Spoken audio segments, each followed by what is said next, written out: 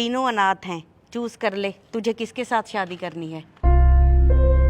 पर मम्मी, मैं अनाथ से शादी क्यों करूंगी? क्यों बेटा, क्या कमी है इनमें? तीनों पढ़े लिखे वेल सेटल्ड हैं। बेटा आप एक एक करके अपने बारे में बताइए।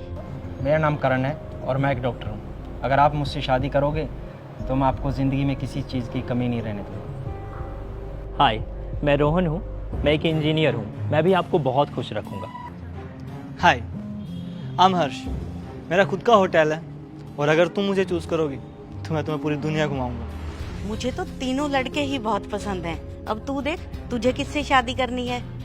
मम्मी, होंगे ये इंजीनियर डॉक्टर, लेकिन इन सबका कोई परिवार नहीं है, सबके सब अनाथ हैं। और आप मेरी शादी एक अनाथ से क्यों करवाना चाहती हैं? क्योंकि बेटा तू ही तो ये चाहती थी।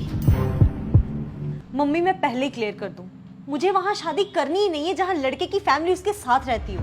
अगर शादी के बाद मैं अपना घर छोड़ के वहां जाऊंगी ना, तो उसे भी मेरे लिए ना अपना घर छोड़ के अपने पेरेंट्स को छोड़ के आना पड़ेगा।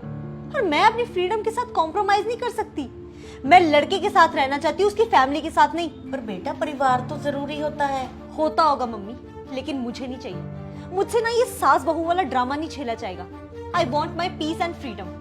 अरे मैं अपने पति को संभाल सकती हूँ, लेकिन उसके परिवार को नहीं। बेटा शादी से पहले ना हर लड़की में ये घबराहट होती है कि वो नए घर में जाके एडजस्ट कैसे करेगी। लेकिन बेटा ऐसे परिवार से अलग रहना ये भी तो सही नहीं है। कल को तुम्हें कोई इमरजेंसी पड़ जाए, तुम्हारा ध्यान रखने के लिए कोई तो बड़ा होना चाहिए। मम्मी, परिवार के साथ रह के ना मेरी फ्रीडम मुझसे छिन जाएगी। हर कोई मुझसे यही बोलेगा, बहू ये मत करो, वो मत करो, ये मत पहनो, वहां मत जाओ, ऐसे मत करो। Oh my God mummy, boundaries के साथ ना मैं नहीं रह सकती। मुझे टॉक्सिक एनवायरनमेंट में ना रहना ही नहीं है।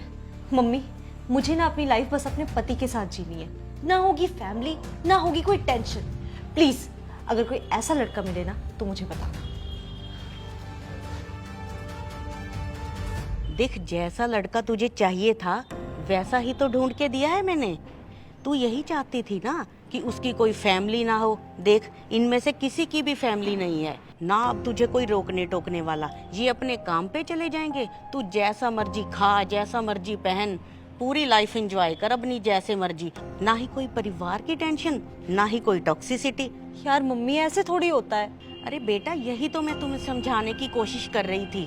ये जो तुम लड़कियों ने ट्रेंड बनाया हुआ है ना कि हमें अलग रहना है, हमें परिवार के साथ रहना नहीं, हमें फैमिली नहीं चाहिए। तुम्हें अगर चुनना ही है ना लड़का तो अनाथालय से चुनो, क्योंकि उनके परिवार तो होते ही नहीं है। मैं तो सभी लड़की वालों के परिवार वालों से ना यही कहना चाहूंगी कि इधर उधर रिश्ता देखने की बजाय अपनी लड़कियों को यहाँ अनाथालय में लाएं, लड़का पसंद कराएं और शादी कर दें। परिवार की सिरदर्दी ही खत्म। ठीक है ना? यही करना चाहिए ना उन्हें। सॉरी मम्मी, मुझे ये बात रियलाइज़ हो चुकी है कि परिवार की क्या इम्पोर्टेंस होती है। अगर कोई मुझे मेरे माँ बाप से अलग करेगा और मुझे जो फील होगा वही सेम लड़के को भी तो फील होगा ना, जब कोई उसको उसके माँ बाप से अलग करेगा। अब मैं कभी भी जिद नहीं करूँगी आपसे परिवार को लेके। और मम्मी, अब जैसा भी लड़का ढूंढना चाहती है ना मेरे लिए, वैसा ही ढूंढिए। परिवार की कीमत ना वही लोग समझ सकते हैं जिनके परिवार नहीं होते। इन लोगों को देखो, ये बेचारे परिवार के लिए तरसते हैं। इसलिए बेटा भगवान का हमेशा शुक्रिया अदा करो कि उसने तुम्हें परिवार दिया। बेटा तुम सबका बहुत बहुत थैंक यू जो तुमने मेरी बेटी को सब सिखाने में मेरा साथ दिया।